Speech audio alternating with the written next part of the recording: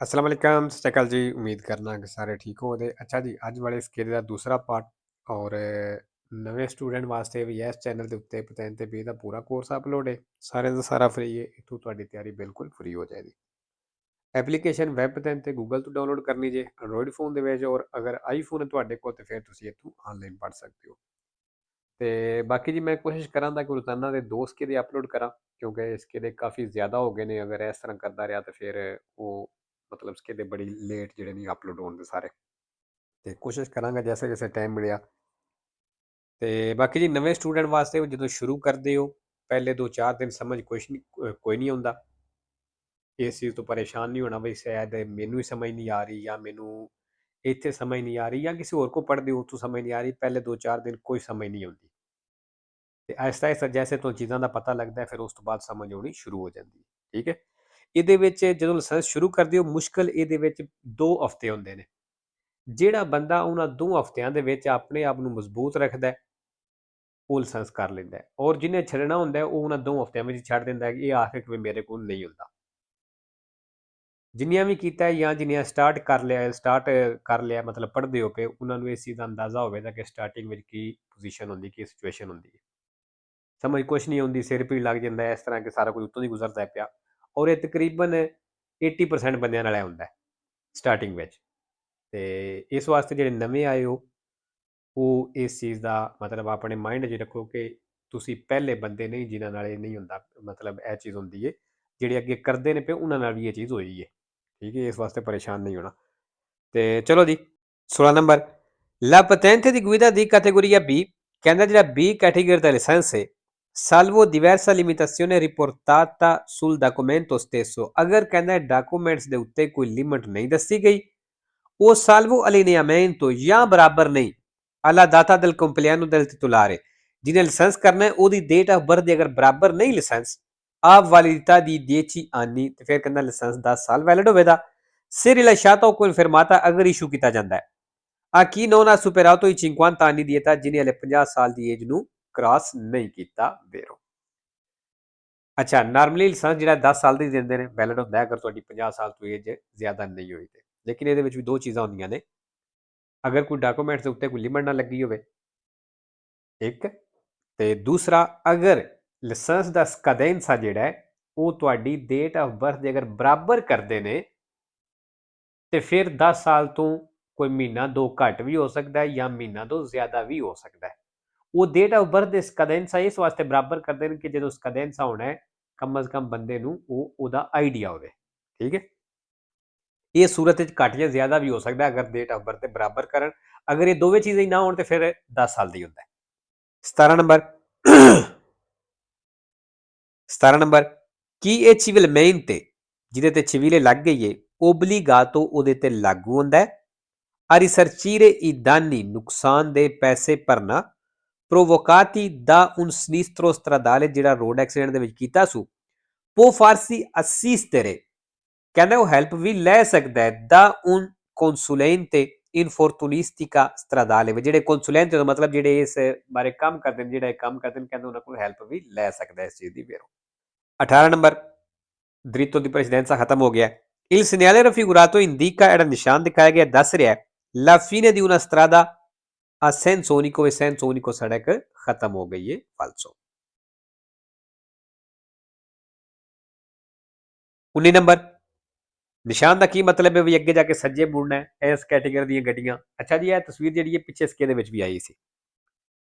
Il segnale raffigurato indica, ਜਿਹੜਾ ਨਿਸ਼ਾਨ ਦਿਖਾਇਆ ਗਿਆ ਦੱਸ ਰਿਹਾ ਹੈ una strada a senso unico, ਵੀ ਇੱਕ ਸੜਕ ਜਿਹੜੀ ਹੈ senso unico è sulla destra ਸੱਜੇ, riservata solo ai autocarri, ਤੇ ਰਿਜ਼ਰਵ ਹੈ ਸਿਰਫ ਟਰੱਕਾਂ ਦੇ ਲਈ, falso। 20 number la distanza di sicurezza fasti, ਫਾਸਲਾ ਜਿਹੜਾ ਹੈ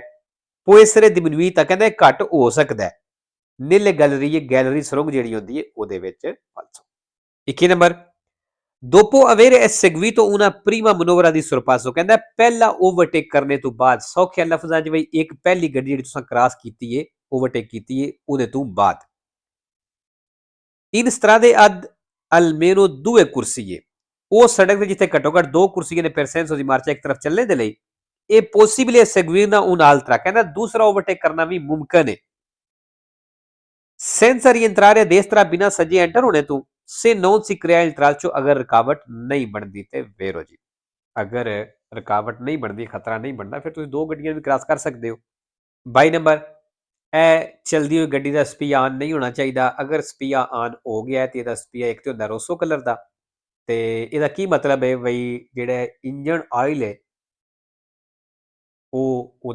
प्रैशर लैवल घट गया इनसुफिशियंट हो गया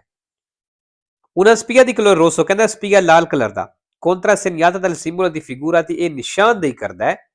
se accesa durante la marcia ਵੀ ਅਗਰ ਚਲਦਿਆਂ ਹੋਇਆਂ ਆਨ ਹੋ ਗਿਆ indica ਇਹ ਦੱਸ ਰਿਹਾ ਹੈ che bisogna cambiare olio ਵੀ ਆਇਲ ਚੇਂਜ ਕਰਨਾ ਜੇ ਦੀ lubrificazione del motore ਇੰਜਨ ਵਾਲਾ ਕਹਿੰਦਾ ਆਇਲ ਚੇਂਜ ਕਰਨਾ ਜੇ ਫਾਲਤੂ ਚੇਂਜ ਕਰਨੇ ਦਾ ਨਹੀਂ ਕਹਿ ਰਿਹਾ ਉਹ ਦੱਸ ਰਿਹਾ ਘਟ ਗਿਆ 3 number il fine del primo scorso ਕਹਿੰਦਾ ਜਿਹੜੀ ਫਰਸਟ ਏਡ ਹੈ e quello ਉਹ ਵਾਲੀ ਹੁੰਦੀ ਏ di assistere il ferito ਜ਼ਖਮੀ ਦੀ ਮਦਦ ਕਰਨਾ come meglio possibile ਜਿਤਨਾ ਚੰਗੀ ਤਰ੍ਹਾਂ ਹੋ ਸਕਦਾ ਹੈ in attesa che arrivi scorso medico ਡਾਕਟਰਾਂ ਦੇ ਆਉਣੇ ਦੇ ਇੰਤਜ਼ਾਰ ਤੱਕ ਵੇਓ ਇਹਨੂੰ ਪ੍ਰੀਮੋ ਸਕੋਰਸੋ ਆਖਦੇ ਨੇ 24 ਨੰਬਰ ਅੱਛਾ ਜੀ ਇਹ ਨਿਸ਼ਾਨ ਦੂਸਰੀ ਵਾਰੀ ਆ ਗਿਆ ਐਸਕੇ ਦੇ ਵਿੱਚ ਤੇ ਇਹ ਵੀ ਮੈਂ ਸਮਝਦਾ ਖੁਸ਼ਕਿਸਮਤੀ ਹੈ ਕਿਉਂਕਿ ਸੌਖੇ ਹੀ ਜਿਹੜਾ ਹੈ ਇਹਦੇ ਸਵਾਲ ਹੁੰਦੇ ਨੇ Il segnale raffigurato è il ਨਿਸ਼ਾਨ ਦਿਖਾਇਆ ਗਿਆ può essere seguito ਕਹਿੰਦਾ ਇਸ ਨਿਸ਼ਾਨ ਤੋਂ ਬਾਅਦ ਹੋ ਸਕਦਾ ਹੈ dal segnale ਨਿਸ਼ਾਨ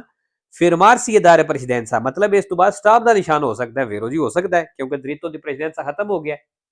ਇਸ ਤੋਂ ਅੱਗੇ dare precedenza ਵਾਲਾ ਨਿਸ਼ਾਨ ਵੀ ਹੋ ਸਕਦਾ ਹੈ ਸਟਾਪ ਵਾਲਾ ਨਿਸ਼ਾਨ ਵੀ ਹੋ ਸਕਦਾ ਹੈ 5 ਨੰਬਰ